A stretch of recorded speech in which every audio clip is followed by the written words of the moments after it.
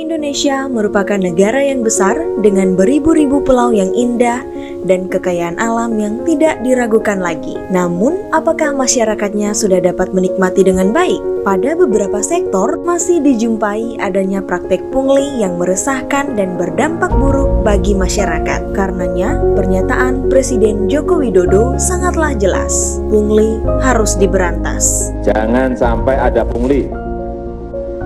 Kalau bayar nggak apa-apa, tapi itu resmi.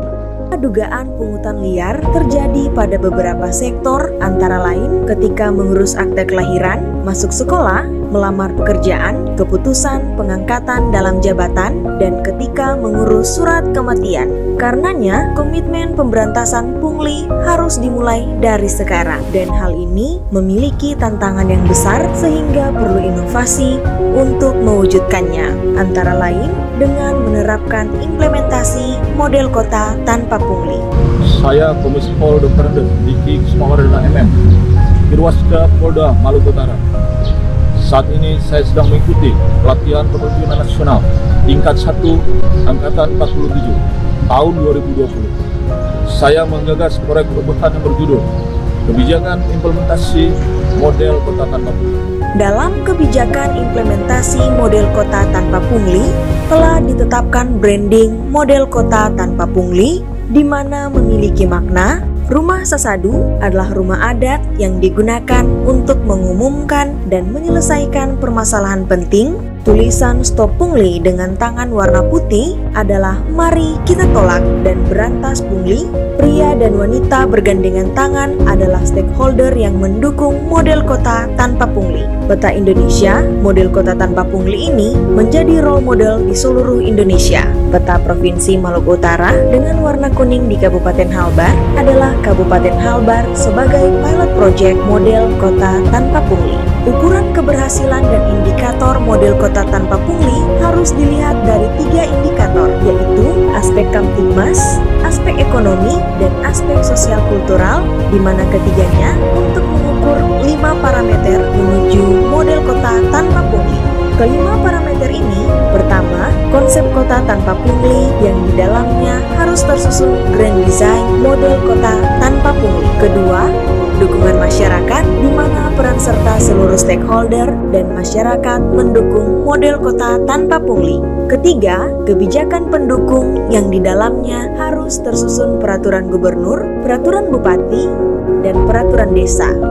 Keempat, dukungan teknologi yang disesuaikan dengan karakteristik situasi daerah setempat. Kelima, dukungan anggaran atau pembiayaan. Tentunya, untuk mewujudkan model kota tanpa pungli harus dituangkan dalam kebijakan pembiayaan yang mendukung model kota tanpa pungli. Dalam model kota tanpa pungli ini mengangkat kearifan lokal, di mana pada Kabupaten Halbar terdapat rumah sasadu yang digunakan untuk mengumumkan oknum-oknum pelanggar demi mengangkat budaya malu. Dengan terwujudnya model kota tanpa pungli, diharapkan dapat meningkatkan PAD dan masyarakat lebih sejahtera. Pada masa pandemi ini, beberapa rekan kita harus kehilangan pekerjaan. Namun, dengan adanya model kota tanpa pungli, di mana dibentuk kelompok sadar pungli atau yang disebut Mpok Darli, yang keberadaannya mendapat dukungan insentif dari dana desa, diharapkan dapat menjadi alternatif solusi penyerapan tenaga kerja saat ini.